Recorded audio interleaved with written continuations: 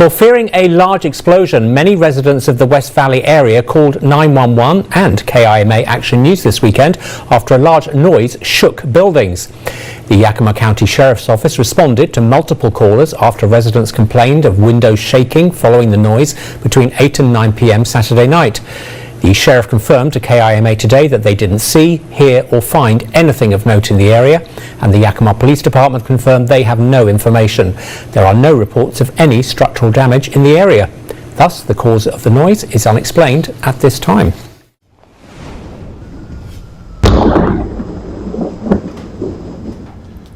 Yeah, people in West Valley, Taylorsville, and Kearns say they were startled by a loud boom this morning, and many took to Facebook to chime in on what it might be. Leslie Duarte joins us live tonight after talking to people where they heard that noise, and she spoke to someone who may have an insight onto what happened. So, Leslie, what'd you find?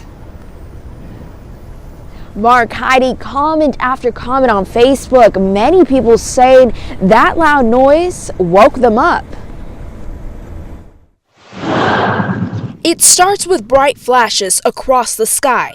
Then, it was very perplexing, a little eerie. On social media, many users posted similar videos of the moment something explodes. I looked at our Ring camera, and it, sure enough, was there. What it is, or exactly where it happened, is still a mystery. Looks like there's freaking aliens outside my house. Charles Johnson, a firework expert for more than 20 years, says he knows. When you saw this video, what was your initial thought? I am nearly certain, with almost no doubt, is that it is a firework of some type. There's actually two fireworks there. He says the light reflections on the ground and buildings is a good indicator the item was in the air when it went off. I'm saying it was a strobe shell and a whistle to salute shell. West Valley City Police Department, where most of the videos were shared from, declined to comment, saying they are not investigating the incident because it did not originate in their area, but said they got several calls around 2:45 Wednesday morning and said there were no reports of damages or injuries. Don't worry too much about it, but I certainly wouldn't be setting them off at the wrong time of the year. Now, Charles there shared his thoughts on this, but we still haven't confirmed exactly what it is. Although it was seen in West Valley, there were other cities, including Taylorsville and Kearns, that had similar sounds and this explosion near their home. I asked police departments in those cities for comment, but they did not reach back out to me.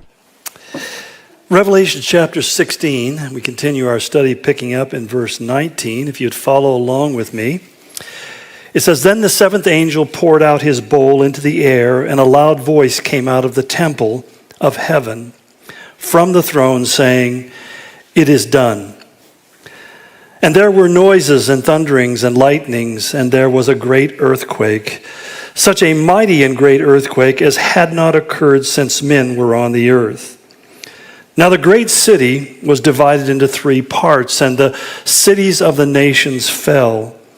And great Babylon was remembered before God to give her the cup of the wine of the fierceness of his wrath. And then every island fled away, and the mountains were not found. And great hail from heaven fell upon men, each hailstone about the weight of a talent. And men blasphemed God because of the plague of the hail, since the plague was exceedingly great."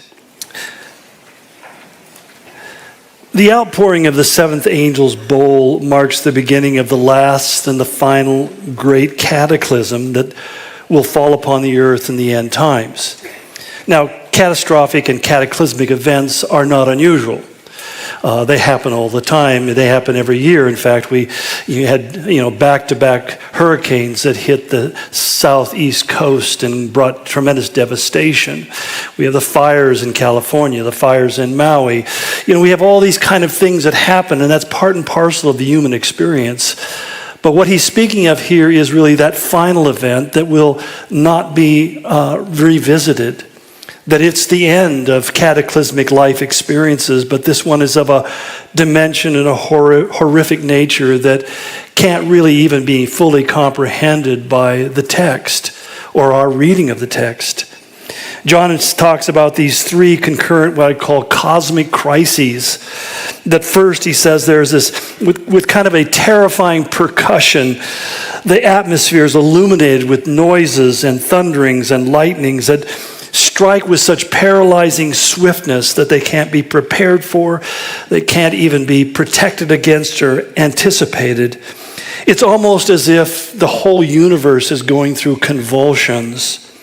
But simultaneously, he says there's a great earthquake, and such a mighty and great earthquake that had not occurred since men were on the earth. That it caused, in other words, such extensive damage. It says that every island fled away.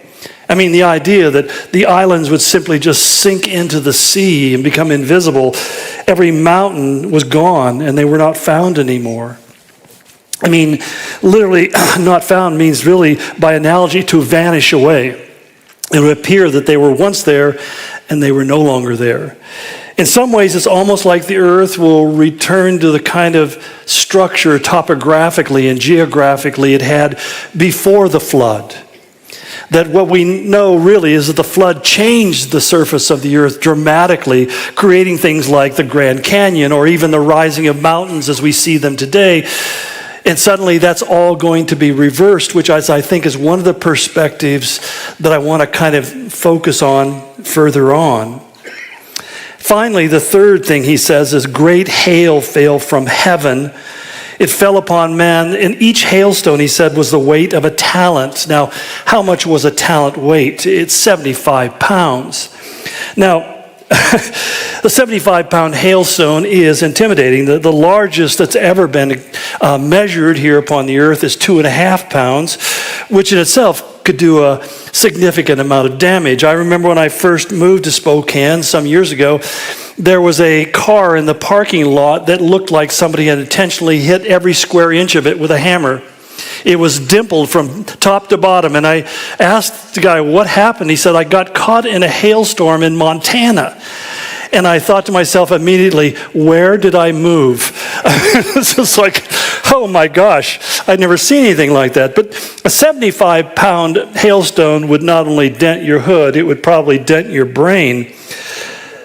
But that's not completely unexplainable, because when you think about the fourth plague is poured out and the temperatures rise, leading to massive evaporation of water rising in the clouds, then cooling and coming down. You know how hailstones are built. They just keep on being tossed back up higher and higher and collecting more moisture and getting bigger and bigger to the size. We're talking about such torrential winds and such massive forces of moisture rising into the sky that literally these become huge hailstones that come crashing down and really decimate anything that they come in contact with. You know, today we hear about existential threats. That's kind of a really common term being used. Something that 10 years ago I never heard anybody just talking about existential threats. But now, somebody becomes president and they become automatically an existential threat. You know, they're afraid of this one because he's doing so much. They're afraid of the other one because he didn't do anything. But the whole point is that we look at these things and most of us don't even know what that term means. Basically, it means something that is so threatening that it threatens the very existence. And they even call them an event that could lead to the extinction of human life as we know it, which, sometimes what's all going to be left, they said, is cockroaches and politicians. So it's like, but I prefer the term cataclysmic catastrophe, which means a sudden destructive disaster on such a large and violent scale that it causes the upheaval and the unraveling of the natural order of things. I think this is what John is describing, a natural disaster that changes not only the weather, but changes the geography and the topography of the earth. And it does it so dramatically that were it not for the mercy of God, the planet would be no longer inhabitable. And that's exactly what Jesus said would be the case when he said in Matthew 24:21, he said, there will be great tribulation. And we oftentimes underestimate the term, as he's talking about not so much the tribulation, but there will be such a troubling dynamic picking upon the earth. That he says, such great troublous times that not since the beginning of the world. So you can't look back historically and say, oh, that's just like it was then. There will be no prior event that will come close to what the world is experiencing. Nor, he said, shall ever be. In other words, it's a once and a defining event. And he says, and unless those days were shortened, no flesh would be saved. And that's exactly what we find happens after the seventh plague is poured in the earth. It's going to bring about some dramatic changes in life on planet Earth.